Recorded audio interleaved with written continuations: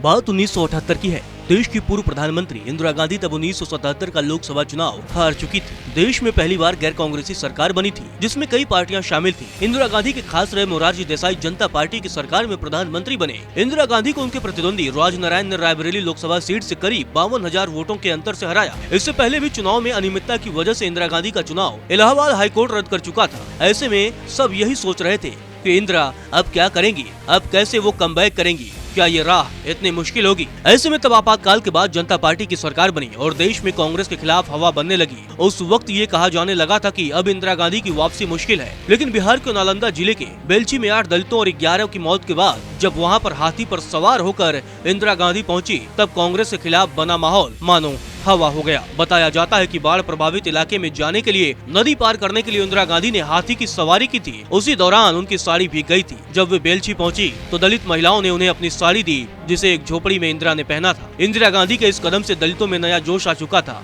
तब वहाँ नारा लगाया जाने लगा, आधी रोटी खाएंगे, इंदिरा को बुलाएंगे और इंदिरा तेरे अभाव में हरिजन मारे जाते हैं। कहा जाता है किसी घटना ने कांग्रेस को एक नई उम्मीद दिखाई थी। इसके बाद इंदिरा गांधी ने कमबैक की स्क्रिप्ट तैयार की। इसी के तहत कर्नाटक के चिकमंगलुरु से तत्कालीन सांसद डीबी गौड़ा ने अपनी सीट खाली कर दी थी। 1978 के चिकमंगलुरु सीट पर हुए उपचुनाव में इंदिरा गांधी कांग्रेस आई की प्रत्याशी थी। इस चुनाव में भाषा की मर्यादा भी टूटी थी। तब कांग्रेस की तरफ से नारा लगाया जाता था, एक शेरनी 100 लंगूर। यह नारा विपक्षी गठबंधन को ध्वस्त करने के लिए गढ़ा गया था। विपक्षी खेमे की लामबंदी और कांग्रेस में टूट के बावजूद इंदिरा ने चिकमंगलुरु उपचुनाव में जीत दर्ज की और कांग्रेस की कमबैक की सफल शुरुआत की थी। उसी साल कर्नाटक विधानसभा चुनाव में कांग्रेस आई ने 224 सदस्यीय विधानसभा में 149 सीटों पर जीत दर्ज की थी।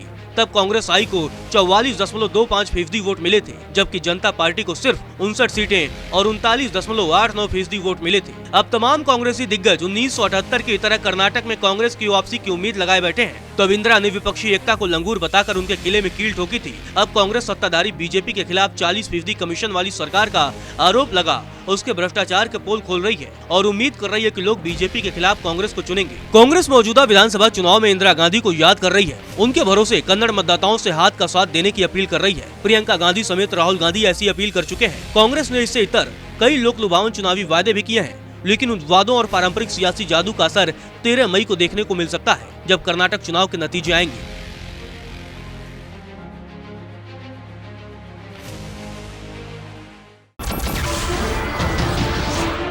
नमस्कार, मैं हूं मानक गुप्ता।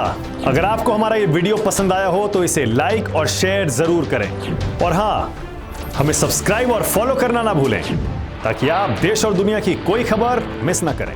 तो जुड़े रहिए हमारे साथ और देखते रहिए न्यूज़ 24।